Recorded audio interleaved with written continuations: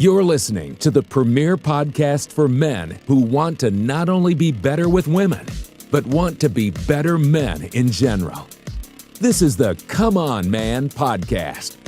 And here's your host, Paul Bauer. What's up, everybody? Welcome back to another week of Come On Man. If you haven't done so already, please like, fave, subscribe, hit those notifications. If you are listening on your favorite audio platform of choice, please give us a 5-star review and actually write out why you like the show. That helps more than you know. And also leave a comment. I ask you guys this every week, but leave a comment. That helps boost us in the algorithm on YouTube. Also, go in the description. I don't say this enough, but go in the description and check out the links from some of the sponsors down there. We have, Ghost Bed. We have Duke Cannon, obviously. They're a big sponsor every week. I love their cologne. You can sign up for Zeus. It's a dating app. I've partnered with Evan from Performance Potential, and he's got a dating app course that's available, and you get 30% off with my promo code. The link and the promo code are in the description, so check that out.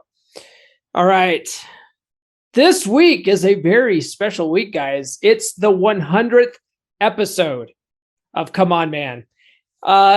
Honestly, I'm going to give you guys a little insider baseball. This is actually the 101 episode. There's one episode I never published. So if you guys go back in the archives, I dated a gal named, I called her Marine Corps chick, and I dated her for about 3 months. And so when we broke up, I did a solo podcast. I recorded a solo podcast talking about why we broke up, what I learned from that relationship and stuff like that. And I decided not to post it because I didn't think she would want our dirty laundry to be aired, for everyone to hear. So, being a 3% man, I decided, you know what, let's not kiss and tell about that. And I never published that episode. So that one is unofficial. And that makes this episode the official 100th episode. And the very first guest I ever had on was my boy Luke from Bristol. And so I had Luke come back on. You guys who are longtime listeners, you guys know Luke. He's on like every couple of months, but he was my very first guest. Before Luke, we did a group podcast episode with like all the guys from the 3% Man group, and to this day that one's the lowest rated episode of all time, which I talked to Luke about. But Luke was my first real guest, and I used the questions I asked him as a template when I interviewed all the other guys from the 3% Man group in the early episodes. So we bring Luke back on. We talk about what he's up to nowadays, how many times he's read the book since that first episode, and just, everything that's happened in the last 2 years, because this show's been around for 2 years now. Crazy, right? All right, I will bring you that conversation, guys, right after this. Hey, guys, real quick. The sponsor this week is Duke Cannon. You see this right here? It's their liquid proper cologne.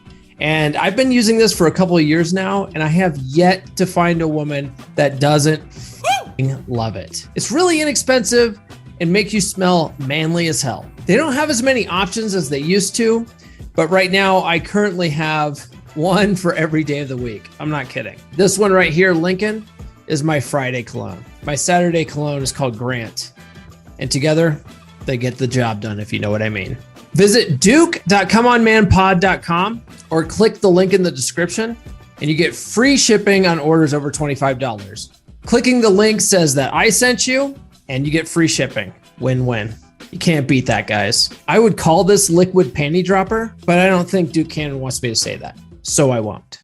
All right, joining me for the 100th episode of Come On Man is a man that has been with me from the beginning, my brother from Bristol, Luke. What's going on, brother? Hey, Paul. I'm really honored to be here for the 100th episode.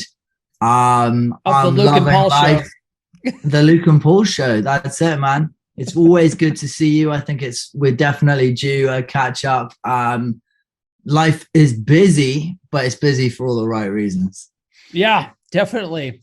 So when we started this journey, it obviously came out of the 3% Man Facebook group, which is the best damn men's group out there.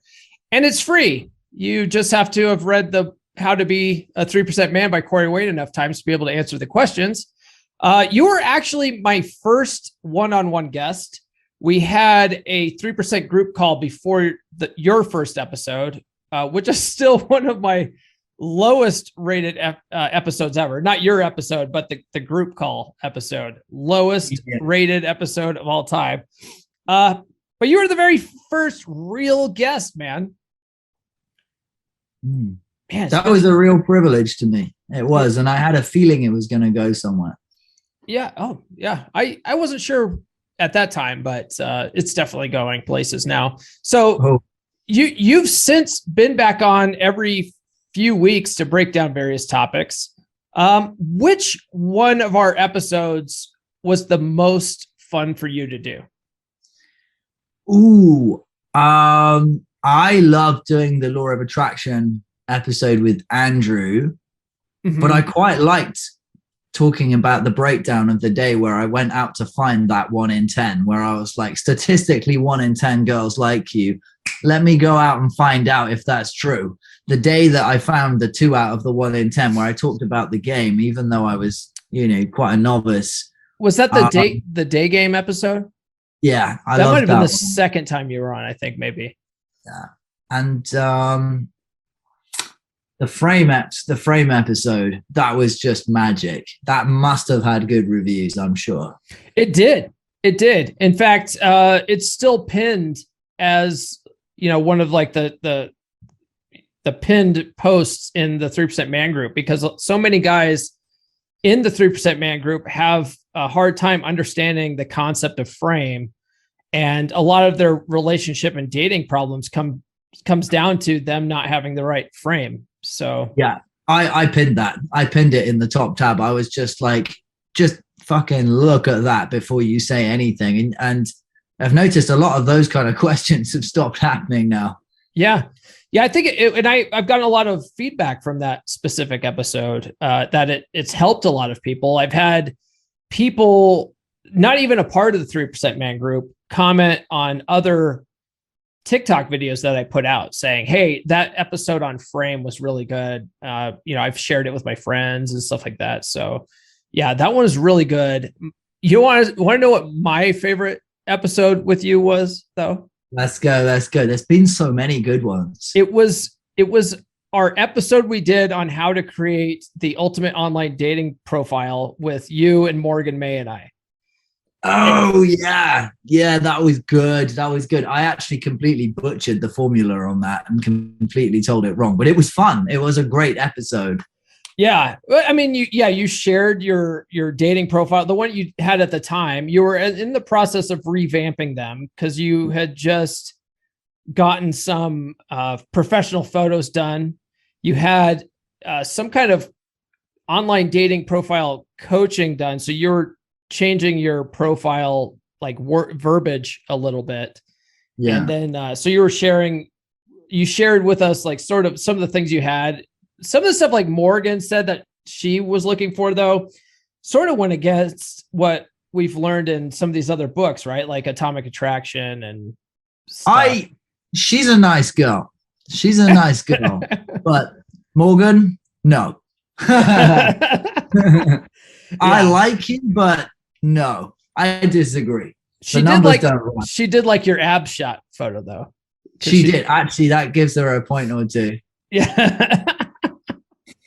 So let's talk about 3% Man. So when you came on, this was at a time where I think the questions I wrote up for you, I saved as a template for when I had other guests from the group on. And I've essentially asked those same questions to pretty much all the guys from the group that had come on after you. One of the questions I would ask them, though, was how many times have you read 3% Man? Right. And I think at that time you hadn't even fully finished reading that. No. But how many, so 2 years later, how many times have you read it now? 10 10. times? Okay. Yeah.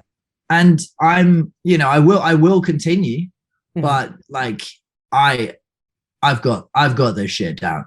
It's like I will usually take about 3 months in between now where I will be reading all the other books. And I think I've done 4 reads on Atomic Attraction as well, which is, perfectly in sync, and How to Win Friends and Influence People, Way of the Superior, all those books that are tied in with what Corey does. And I'm, doing the Rational Male again. So it's like, I will get back to it, but I feel that 10 marker is, I feel I've got this shit down. I know that's arrogant. I know it's egotistical, but the stats don't. Do you know what I mean? Right. Like, and I feel like, the goal is 10 to 15 times, right? Yeah. So you've basically earned your Corey Wayne diploma. Has he sent it to you in the mail yet? Yeah. No, he hasn't read my message. Oh, okay. Oh, weird. That's weird. No, he never usually does that, does he? No. So, so let me ask you this. Let me backtrack a little bit. So 10 to 15 times is good, but I feel like guys that even have read it that many times, if they don't continue to at least go over it once a year after the fact, they'll fall back into old habits. They just will. It's just too hard to get rid of all that old programming. So there's been. Go ahead. So yeah, I've been operating in Benny's WhatsApp group, and we have come up against some shocking stuff. And there's guys in there who've read it 15 times 5 years ago, and they don't remember anything. They are like right back in their old conditioning. So at the moment, I'm doing it every sort of 3 months, but I do think at least once a year. Yes, at least maybe 6 months even. Yeah, because I met up with one of our 3% brothers who lives actually close to me. I just found that out. He's been in the group for as long as we have. Just found out this year that he lives 45 minutes from me. So we've met up a couple of times, and he's read the book a number of times. But one of the things that he says he has a problem with is having it in the forefront of his mind all the time. And that's one of the reasons why I like this podcast, because I have to keep this stuff at the forefront to keep the material fresh and stuff like that. You're in the WhatsApp group, so you have to have that material fresh in your mind all the time when you're dealing with other guys in that group. It's just good to always have it in the forefront. And if you read it 10 to 15 times and you put it down and you never pick it up again, you won't have that in the forefront of your mind when you need it the most. No, you have to keep going over it, and watching your TikToks and Benny's TikToks, it reminds me, because you're constantly going over it again and then, picking it up again and again and again. And I don't know if I said this to you, but in life, we have this thing where we say that person's educated, that person's uneducated. And in our fucking groups, it's fucking obvious who's educated and who's not. Yeah. It really is. And educated doesn't mean you went and got a degree. Educated means you fucking read the books, the right books, the right amount of time to know what the fuck's going on. Because I can tell instantly whether someone has read it less than 3 times or more than 3 times. I can tell if they've hit it the 5 bracket because they've kind of grasped it, but they haven't fully grasped it. I can tell if they're on the 7+ bracket. Yeah. Yeah. Speaking of books, and you've mentioned some books now, and on the podcast for 2 years now, I've preached my holy trinity of dating books. Now Benny's like 3, I wouldn't say necessarily books, but 3 people that he follows are Corey Wayne, David Data, and what is it? Real Social Dynamics, right? Yeah. And like, those are the 3 like people that has formatted his viewpoint on dating and relationships and sexual dynamics and stuff, right? Do you have your own holy trinity? That's different from any of those, or similar? Yeah, it's close. It's very close. My holy trinity would be, it's not even quite a trinity, really. My absolute must is the rational male once a year. 3% man. We're the superior man every single day. Every day? Every day. Every single day. I'm reading it, whether it's the teaching sessions or the main book. Do you just read like a paragraph or what? Because I listen to it. I listen to it in the car. I've got the CDs in the car and I've got the audio book as well. Okay. Every day. Okay. And then Atomic Attraction. Okay. Yeah, those are solid. Those are all solid. Yeah. All right. Do you still look at Corey Wayne the same way you did back then? No, I don't believe that he is who he claims to be. No, not at all. No, his vibe is off. His vibe is not that of a man who can really deeply, openly connect with people. You know, when you see Benny come on the screen, you're like, oh yeah, I want to hug that guy. No homo. But like when you see Corey, maybe a little homo. No, slightly. It's the Jason Momoa look. Yeah. But with Corey, nah, man, my vibe with that guy is I want to run. I want to get out of here. I don't want to be near the guy. He was like, he's going to stab me or something. Yeah. Yeah. There is something off with Corey. And it's not just like the sour grapes with the whole debacle where, I tried to get him on the podcast. The guys from the 3% Man group reached out to him on his, in the comments of his videos. And then he went through and systematically deleted all those comments.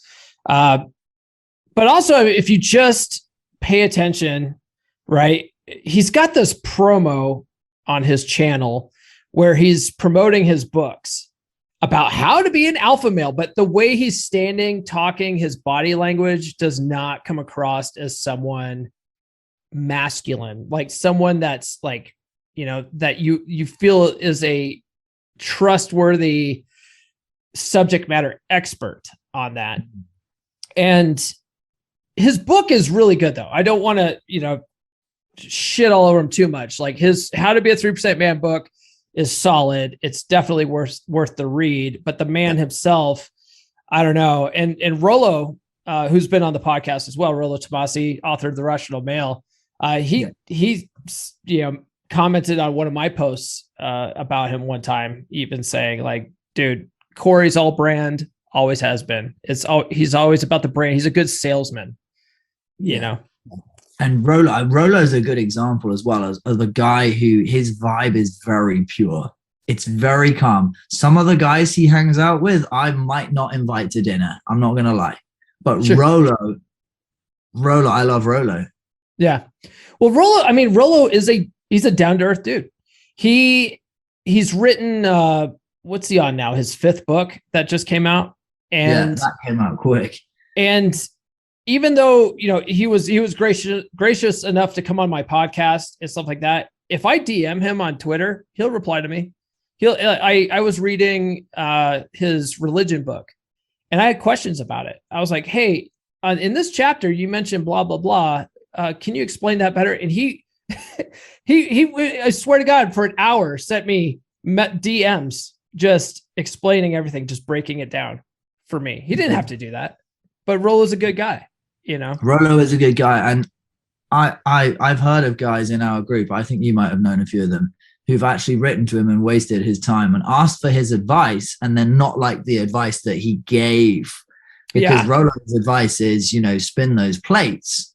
And a lot of guys are not comfortable enough to do that. Yeah. But when you do, you're right, Rollo. Right. You're right. I just put out a video about that yesterday, or maybe it was Sunday. And it was that there's this idea that when you're red pilled that you can't have relationships, like you can't have monogamous relationships because it somehow goes against the red pill, because Rollo talks about one-itis and spinning plates, but that's not the case. I mean, if you look at some of these prominent names in the red pill space, Rollo's married. I think Aaron Clary has a girlfriend, which is super shocking to most people. Ryan Stone has a common law wife of 11 years. Paul Benjamin has an LTR. Rich Cooper has an LTR.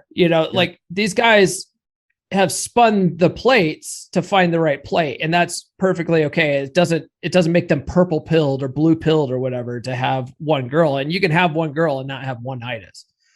So yeah. It's absolutely right, but you're doing it from your terms, you're doing it from your frame, you're doing it from an awareness of reality. Yeah. And then the spinning the plates thing, that just happens to be the most efficient way to date. Yeah, it is. It is. Cause before you got into the stuff, were you a plate spinner or were you sniper mentality dater? Oh, no. It was one at a time. And, within a week we were spending all our time together, and I was starting to express feelings after a month. I was that guy. Yeah. I remember hearing back in my unplugged days, when I heard that people in London, typically date 4 to 5 people, I was like, what the fuck? That's so messed up. I am never. And now here I am doing exactly that. Yeah. Yeah. I used to think there's no way I could handle more than one woman at a time. Like I could barely handle one woman. That was my mentality. And then when I started doing it, I realized, geez, this is so much easier, because if for whatever reason it doesn't work out with this chick, well, that's okay. I'm talking to these 2 other chicks. And then it doesn't matter anymore. And then you experience that abundance, and it becomes a fun process as opposed to a chore, that everyone hates. You can just walk around saying things in public now without giving any fucks, just saying anything. I could just be like, I just murdered a baboon. Isn't that cool? But you see, like, the vibe is just like, I can say anything now and it gets well received. Yeah. Would I say that when I'm not in abundance? Not really. Not in the same way. You're probably afraid of what people think of you. Exactly. Whereas now, I can literally go, I was a whale in my last life. And then I went to Wales, and then I became a badger. And I can say anything I want now, and it's just like totally well received. It's almost like I can break almost all the rules on a date now and totally pull it out the bag. It's weird, but this is the part where the ego comes in and sort of claims that game's not real. So I can't do that. I have to stay true to the principles. But being plate spinning is, it's amazing. It's so cool. Yeah, I agree with that. So going back to your books, it's not really a holy trinity, it's a holy quartet. Okay. The 4 books. Yeah. So how do they, and I've read all those books, but for the audience, how do they differ from 3% Man? Ooh, okay. So that's a good point. 3% Man is kind of a bit of everything. It kind of covers a bit of everything, but doesn't go into it doesn't go into absolute detail on everything. It's a game plan with it's the principles, the foundations. It's kind of quite rushed. So bits of it like style and fashion aren't really covered in there. Yeah. Well, it's just in defense of that, I had 3% brother Lloyd on. And, Lloyd is a Corey Wayne purist. Yeah, he is. Yeah. And so, one of the things that the Corey Wayne purists will say is that, well, yeah, his book doesn't go into depth on a lot of stuff, but he makes reference to his videos, and that's where you get some more in-depth stuff. We've talked about that in the past where we say that, well, Corey Wayne's more circular. He's circular in marketing, right? He's like, hey, go check out my YouTube series. So he makes money from the advertising on there. And then on those, he says, buy my book. So the book says to watch his videos. The video says, buy the book. It's like, So I'd much rather, like you do, go into depth. So when he talks about stuff like David Data stuff in the book, go read David Data's book. Then you get the in-depth shit. That's it. So that's exactly, you've just answered that question. So so the Corey Wayne purists, it's a bit one-sided for me. It's not the way I was there. I used to be that guy, but that alone wasn't enough for me. Some people have made it work just reading that book, but I think they're kind of further ahead down the process. For me, I needed all the other stuff to fill in all the blanks. Okay. So it's like, yeah. So Corey talks about, masculine energy and, what it is and breaking boundaries and stuff. But David Deida really goes into it on a fucking spiritual level, doesn't he? He does. Yeah. His book is fabulous. Yeah. And also the other thing about that is that David Deida constantly tells you to focus on your deepest purpose and to do everything from your deepest purpose, right? Whether you're having sex, whether you're going to the cinema, whether you are talking to your friends, whether you're doing your job, like everything's coming from your deepest truth and your deepest purpose. And everything is, coming from the mission first policy. So without reading The Way of the Superior Man, all the stuff Corey talked about mission and drive just went straight over my head. That's why I read The Way of the Superior Man every day without fail. Now, the rational male, the problem with 3% Man is, again, the Corey Wayne purists. Now, I know Lloyd isn't one of these guys, but you actually get some very blue pill guys in his community. Like, because with all this dream girl stuff, like Corey mentions don't get hung up on one woman. He mentions, not to be needy and all that. But because it's not a red pill book, there's a lot of guys in there who don't know what frame is and who are, looking for their love of their life and who are not red pilled. So I think before you go anywhere near any of this stuff, you've got to start with the rational male. Yeah. Yeah. That makes sense. Another thing too, Dr. Glover talks about this in his books. I can't remember if Corey talks about it in his books as well, but I don't think he does. But someone comment below if I'm mistaken and correct me. But Corey does talk about your dream girl, right? Finding your dream girl and your list and stuff like that, which is fine. Like that stuff works to find a good match for you, but Dr. Glover and Rollo both talk about there's no such thing as the one. And like there's many potential matches for you out there. So a lot of the times when guys are trying to sell you on a dream girl, that's exactly what it is. It's a sales tactic and it's unrealistic. And so one of the things that I realized is that, when I finally came to the realization that there's no such thing as the one, was that, like I'm dating Nurse Chick right now, right? And she treats me like an absolute god, and I have fun with her, and the sex is amazing, and so I'm like, you know what? Just have fun with it, like hang out, have fun, hook up, like Corey says. And just have fun with it. Like stop being so fucking focused on like the one or the dream girl. And, and once I stopped doing that, I just allowed myself to just be happy, and I'm happy now, I don't know. Yeah. And Corey's book is really focused on finding that woman of your dreams thing. I think there is one of his bits where he's like, oh, Google Corey Wayne, the myth of the one. So he does. He does. Yeah, you're right. But it's not enough to really sink in. And as I say, I don't watch those fucking videos. If it's not all there in the book, I don't I'm going to, for anyone who hasn't watched, for anyone who hasn't fully read the book or watched all the videos, there's only one video there, which is the one on alpha male body posture, that's actually worth reading, that's actually necessary. Everything else is just a slight adaptation of what's in the book, or some of it's not even related at all. I would say he does have his 7 principles to get X back, which he doesn't cover in his book. He doesn't cover getting an X back that much in there. So that's probably one thing. But why do you want to get an X back anyway? Yeah, exactly. I didn't look at that. Actually, I might have done, but only out of curiosity as to like what dumb shit. You and I did an episode on 7 principles to get an X back, and so I had to look at that episode to get those 7 principles. But it doesn't even cross my mind, because the thing is, like, ego aside, right? I'm not being cocky, but me and you, we ended our last couple of relationships. Oh yeah, I I like recently I've been dating chicks and I have ended so many.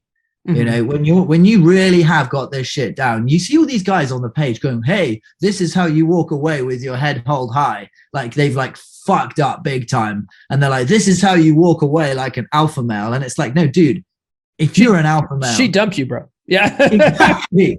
If you're an alpha male, if you've got this shit down, you are the one who's ending it most of the time. Not all the time. Not all the time. You can't win them all. No, occasionally you get caught with like a really, really hard test. But like at the moment where I'm at, touch wood that it continues, I'm the one ending stuff. Yeah. Chicks don't go, oh, that sexy fucking celebrity looking like hardcore high status motherfucker. Yeah, I'm just going to walk away from that guy. No. No ego. No ego. We've worked for this, haven't we? Yeah. Yeah, definitely.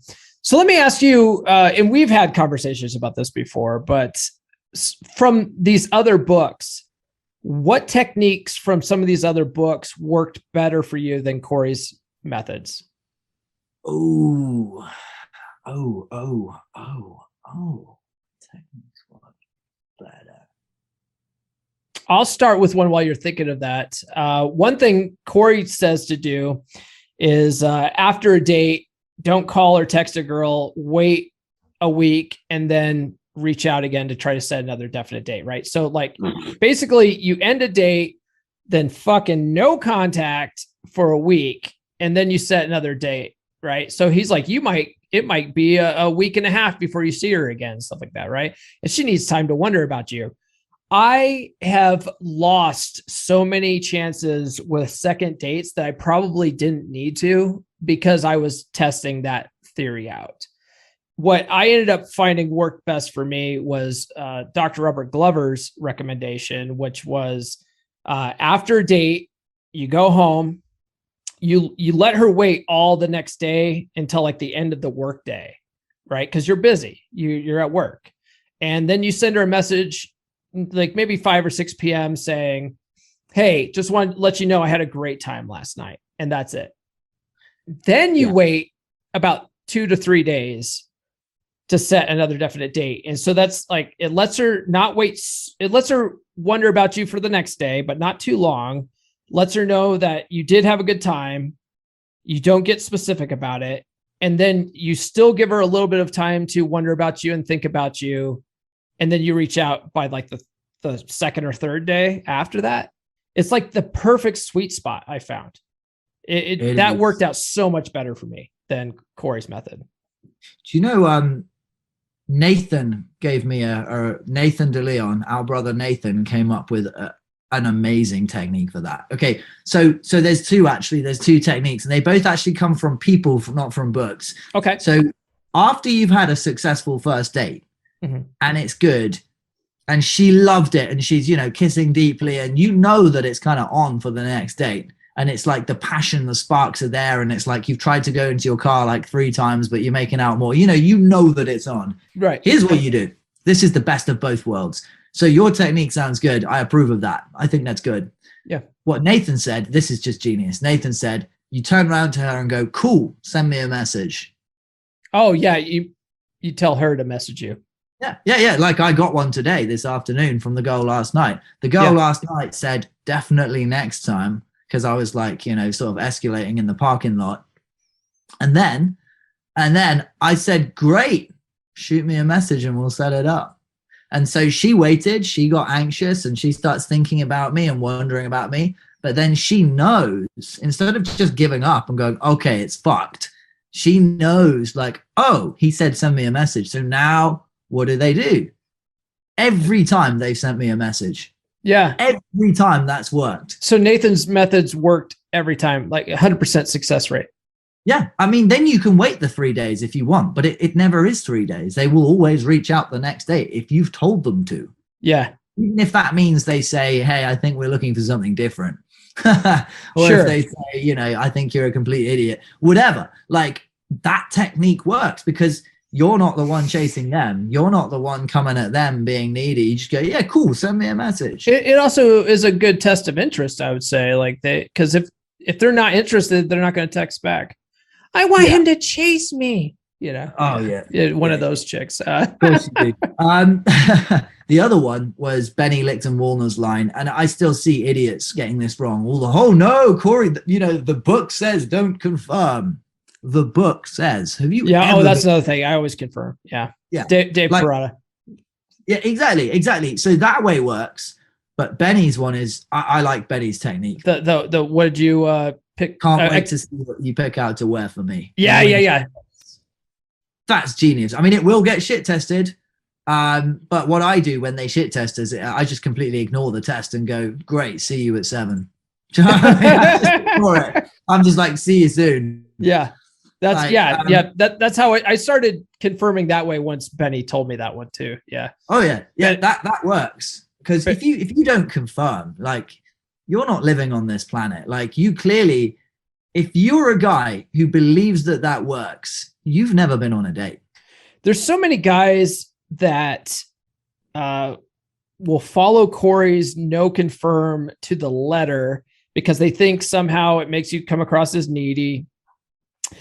And they will get stood up all the time, and then they'll justify it by saying, well, I just have a good time by myself anyway. So I'll go to the venue and I'll just have a good time. Like, dude, are you really, or are you just coping right now? Because ever since I started confirming, never got stood up. I had chicks flake on me. I've had chicks canceled, but I never drove an hour to a venue just to wait around for no one to show up. I've never had that happen.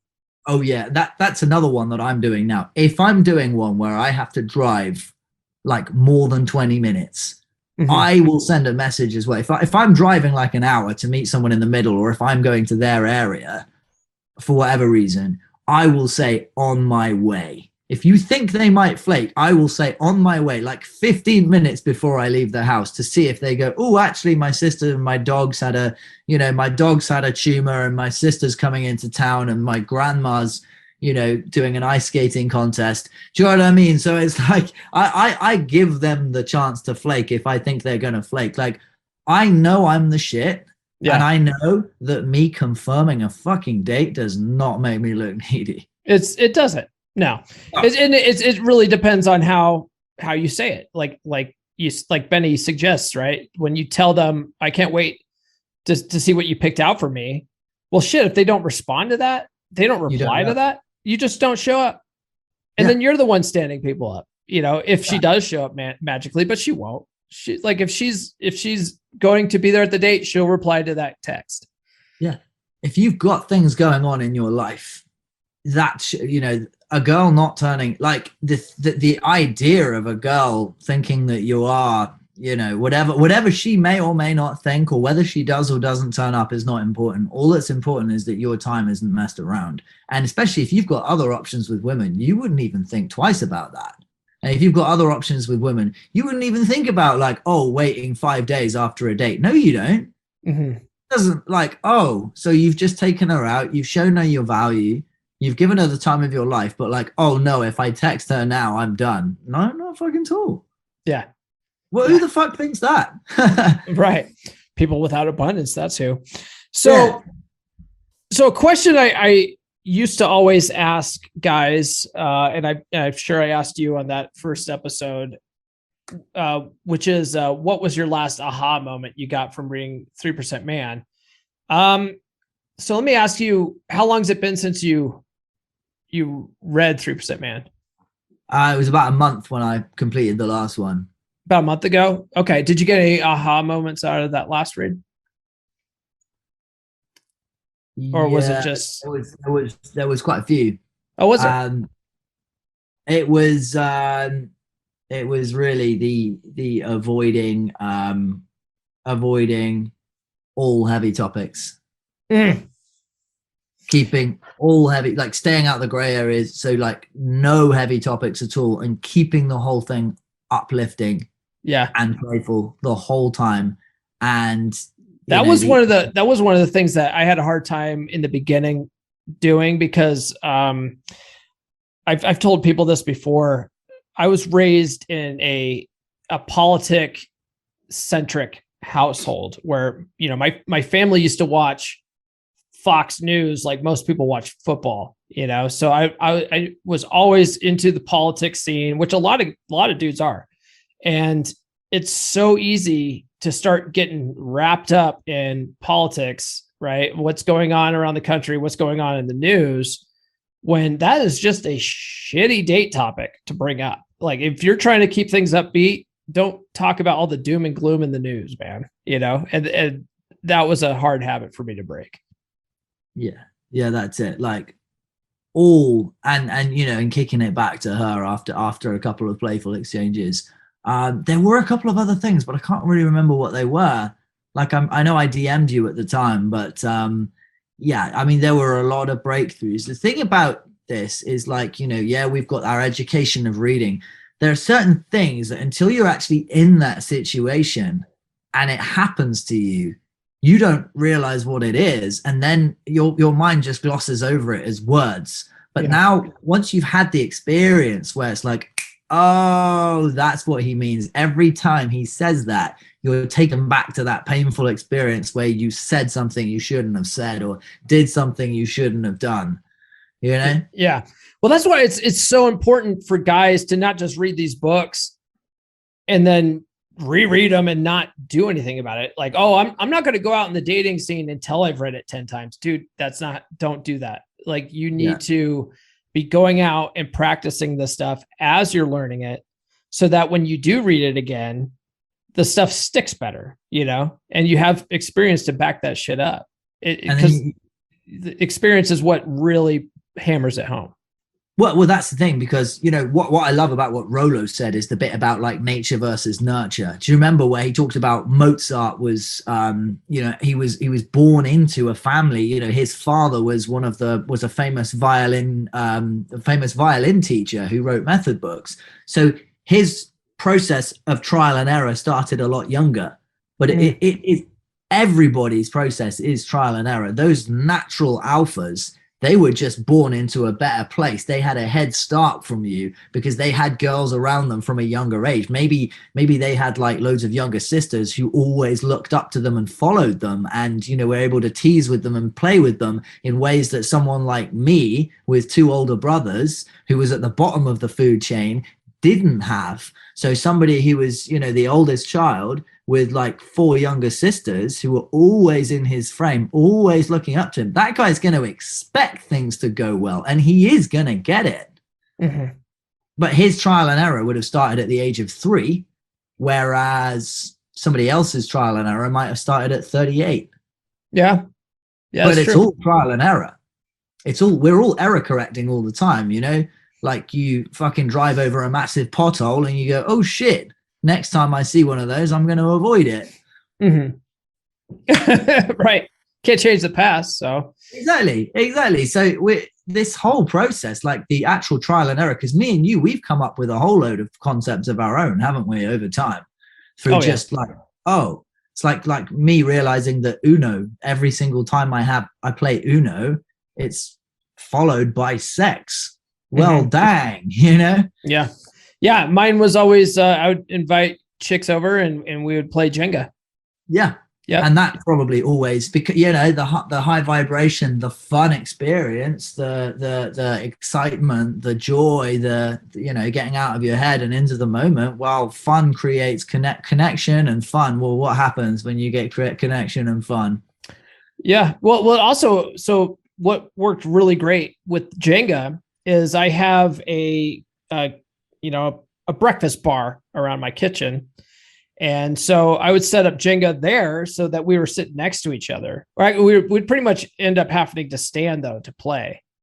And we're both right next to each other. So that leads to a lot of leaning in, touching arms, touching the lower back and stuff like that. And all that kind of, 2 steps forward, 1 step back throughout the whole evening. Like that just aids in that.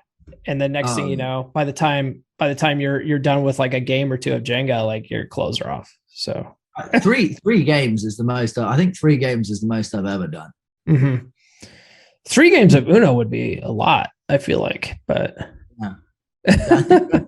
I think that's the most I ever did before it kind of escalated quite quickly. I very soon realized That was the one thing I gained from Steve C, is that it has to be fun. Yeah. Because he knows how to have fun and how to make the women have fun experiences. So actually, here's one thing, that one of the big aha moments, which kind of was tied into a date about a month ago, maybe just before it started to all stack and stick properly. I somehow, there was this girl I matched on Tinder and I got affected by her beauty. She was like a smoking hot, like she was pretty much a 9 or a 10 in terms of looks. Okay. There are a few things she forgot to mention. One of them, that she had Asperger's syndrome. The other one, that's a big one. She was a nurse, right? And she told me that she had been on the psych ward. I thought as a nurse, not a patient. Yeah, that's bad news.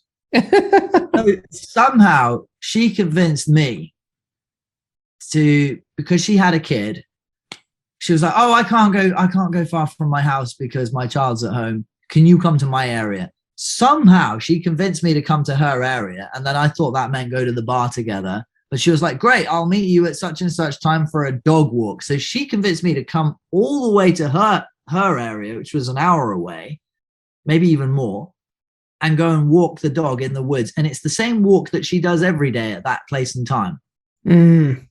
I don't like dog walks. Let me just get that out of the way now. I don't have any intention of doing that. I am interested in traditional dating only, things that I find fun: drinks, dinner, bowling, crazy golf, and sex, right? Yeah. That's all I'm not interested in doing anything else. Maybe a surf trip, that would be great. I would definitely. Like coffee and dog walks sort of sends the friend vibe out. Yeah. I don't enjoy. I mean, I could like, no ego. I do quite like coffee. As long as there's no time restriction and we can continue, but there's always is a time restriction because it's during the day, right? Yeah. So that's all bullshit. Fuck all that shit. So from now on, I was like, okay, only do things I find fun. And if they won't meet in the middle, then I will say, okay, well, thank you, but I think we're done here. Because I've been tricked into going to other people's area a couple of times now. They have to meet me in the middle. The only time that we don't meet in the middle is if it's straight to their house. Yeah.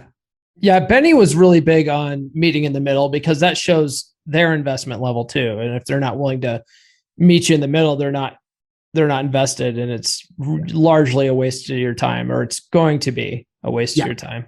It is.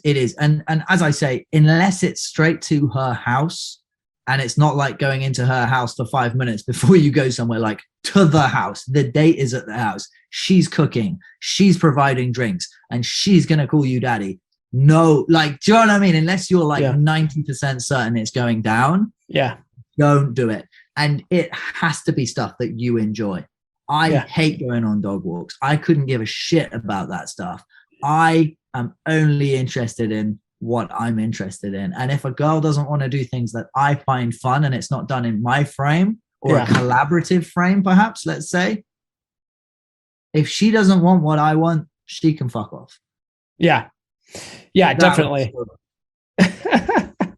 So you just talked about the dog date. You clearly had a really good date last night. Now the dog date doesn't sound that great, but I think over the last 2 years, you and I chatting back and forth, we both had some pretty bad dates.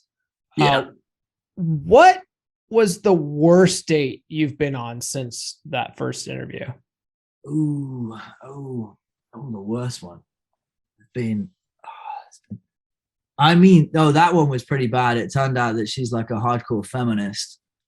And when I touched her stomach, she properly freaked out and was like, you didn't ask for consent. What the hell is this? You must, do you know what I mean? And she didn't understand any of my jokes either. When I talked about like burying dead bodies, she believed it because she had Asperger's. That was pretty bad. Yeah. That would be fucking horrendous. Oh God. Okay. That is up there in first place. But there was that one. I think I talked about this one before, actually. Did I talk about the one where just before I started, the day that I started reading the book, when Nathan was like, Luke, you need the book. I probably talked about this, where I was driving to the spot and it was just ramshack crowded back in the beginning. It was a hot summer's day, and I drove her to the spot where I normally take girls during the winter when there's no one around, and it was flooded with just everyone from everywhere was there, and the road, this narrow one-horse road, was just packed. And she said, "Oh, don't park there, park there."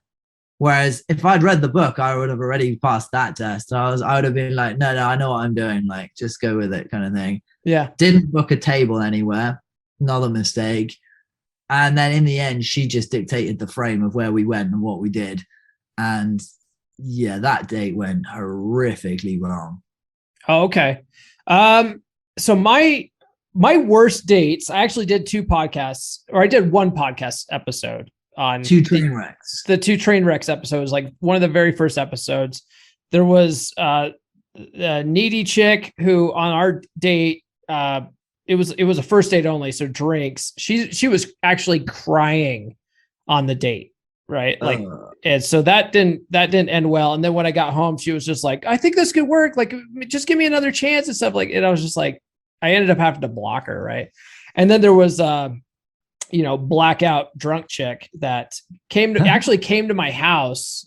So our first date, she got pretty sloppy drunk on the first date, and then I was like, well, maybe that was just a one-off thing. And she came to my house for dinner. And usually, if they want to come over for dinner, it's on.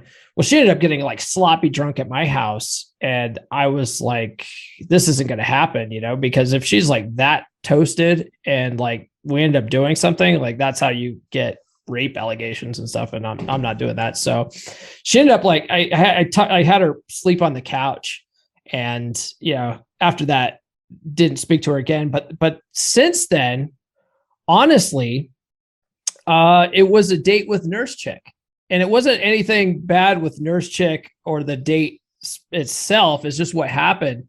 But we ended up going on a date, and my car broke down. It broke down. So we went to go eat dinner, and then we went to go to a second venue. And when we went to get my car wouldn't start up at all.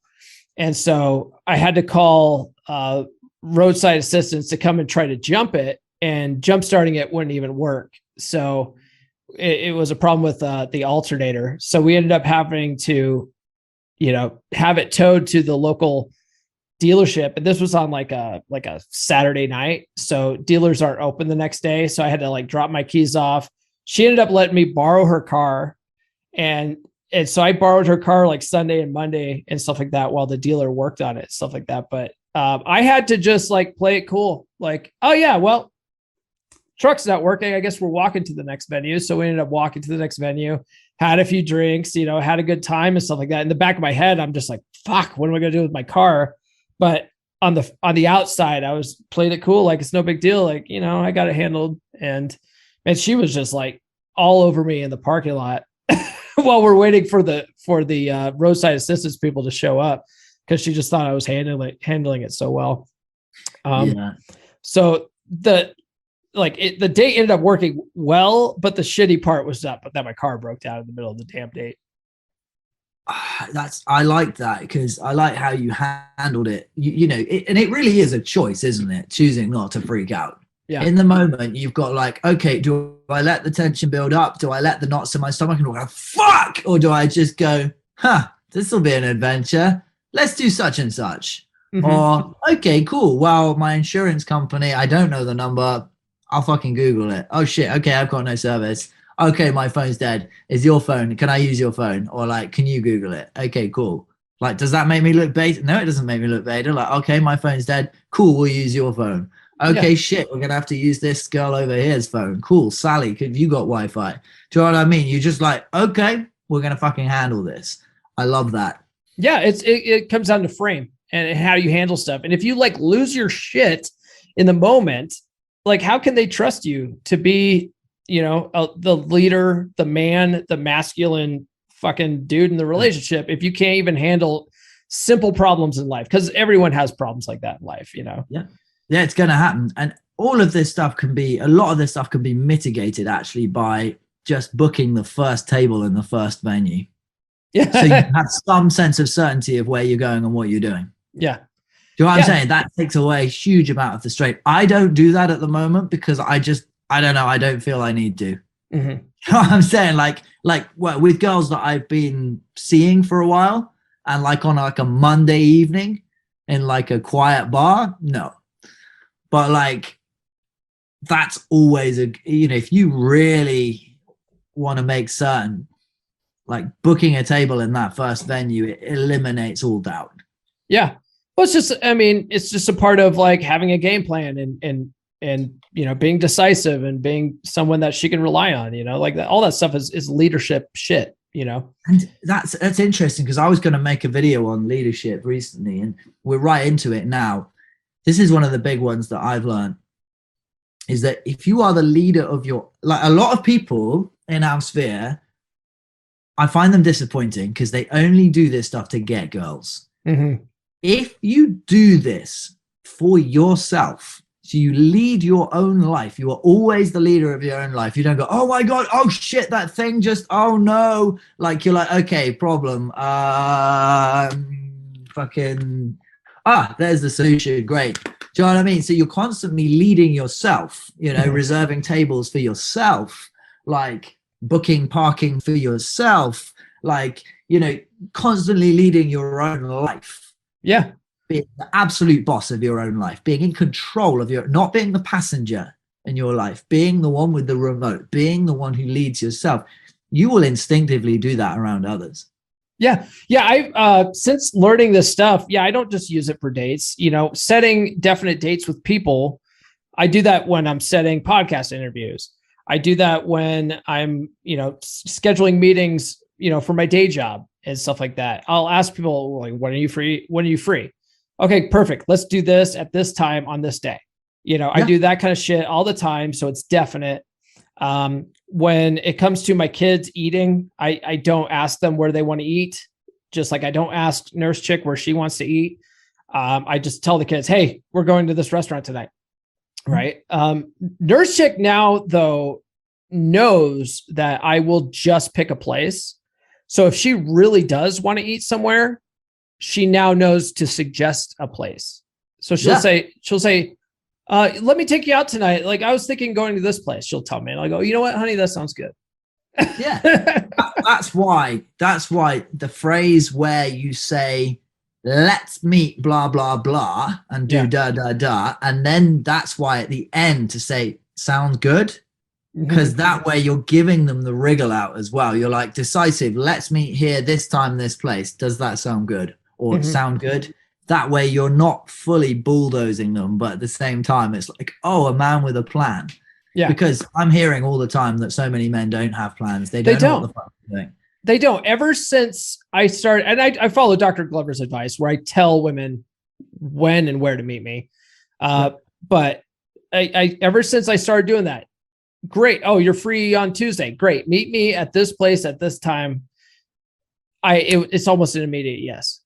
Yeah, they're like, wow, finally.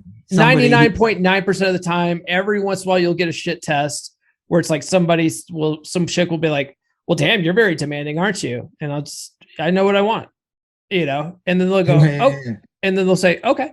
That's what I would have said. I had a strict granny. Yeah. Whatever. It's just like, but 99.9% of the time, you just get a yes after that. You don't get a debate about shit or this long drawn out conversation trying to figure out what to do. You already know what to do, and they are happy to just come along for the ride. And that goes back to knowing what you enjoy. Yes. Know thyself and thy shall know the Lord. It's like, you know what you enjoy. That allows you to give your deepest gift to the world. And so it's like, well, I fucking love bowling. We're going bowling. Yeah. That's a great point. We are coming up on an hour here. So let me ask you this one last question. So I used to always ask guys, what does being a 3% man mean to you? So let me ask you, what does being a 3% man mean to you now, 2 years later? It means being your true, authentic, very, very best self.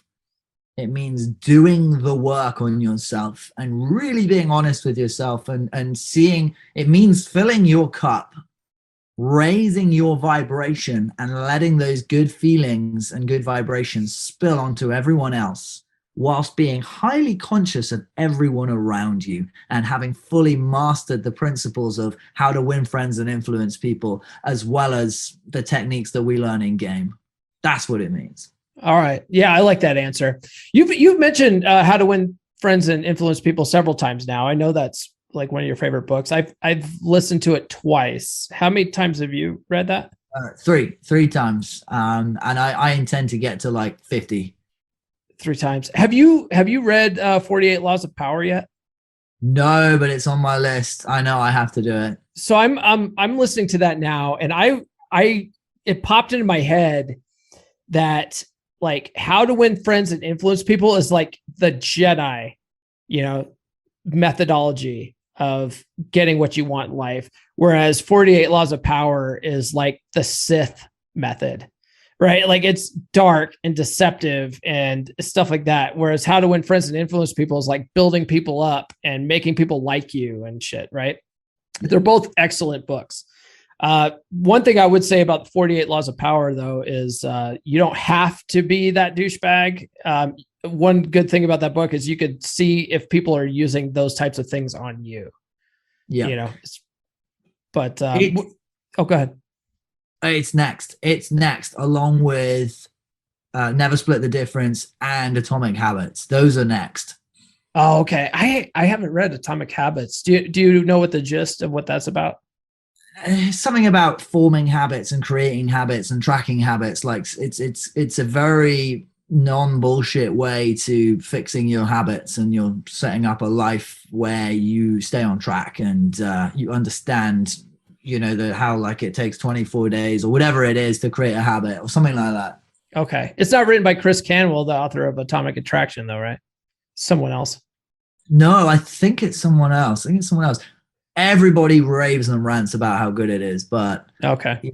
I've just finished my 3rd read of How to Win Friends and Influence People today, and I'm telling you, this is what me and Benny, the plan that we devised is when I used to go to those meetups to get girls. Again, that's such a bad thing to do.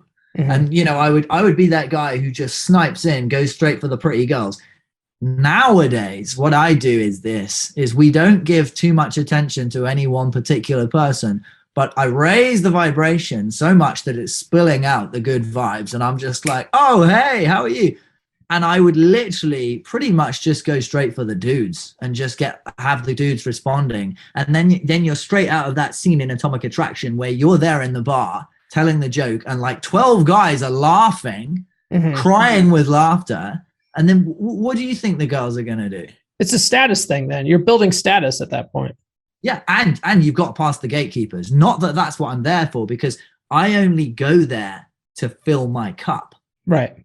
My dating is strictly Tinder and what's the other thing? And Facebook game. That's it. That's where I go to get girls. Everything else I do to just fill my cup and spread the good vibes. And as a result of that, I am fucking pulling at every single place I go. Yeah. It's insane. I mean, yeah, that's great stuff. Luke, as always, great conversation. Can we ask where people find you online this time, or? Oh, I'm still figuring that one out, because my new dating brand that I'm building right now with 2 other people, we have a logistical error at the moment, which we need to correct. And that is that, like, originally there was, the group was created with a certain set of principles, which in order to move forward, we're going to have to change the rules. And in order to do that, we need everybody on board before we change the rules. Either that, or we'll have to start again and create a different group. Does that make sense? Right. Yeah. Cause I think with the rules, the current rules, I shouldn't even be in that group. That's the thing. So we need to see if we're allowed to have value providers in the group, which is, and technically if I then shack up with a girl, I would need to leave, but I'm the one who invented the brand. I'm the one who came up with elite conscious dating. Right. So I can't be kicked out of that. There's some holes in that philosophy for sure. Yeah. So we need to settle that before, but for now, let's just say people can find you here on the Come On Man podcast because people can find me here. Because Luke, you're always back on. It's always the Luke and Paul show. Yeah. Cool. Thank you so much, man. Yeah, brother. Have a good night. Cheers. Luke, thank you for coming back for the 100th episode. I couldn't think of a better person to join me for this monumental occasion. And I hope to have you back on for episode 200. You're a good friend. You know, we still chat quite a bit every day on WhatsApp and stuff like that. We keep in touch. Even though like both of us aren't as active on the 3% Man group as we used to be, we're still good friends. We're still in contact with each other. And I like that. It's a good dynamic. All right, guys, I hope you enjoyed this episode. I've got more episodes to come. I have a bunch in the can already, and I think you'll like them, including I have an upcoming one with Ryan Stone. He's coming on back. So if you haven't done so already, please subscribe. And otherwise, we'll see you guys next week on Monday. This has been the Come On Man podcast. New full episodes served hot every Monday morning on your favorite podcast platform of choice. So subscribe now. Follow Paul on social media. The links are in the description. Now, go out and get it.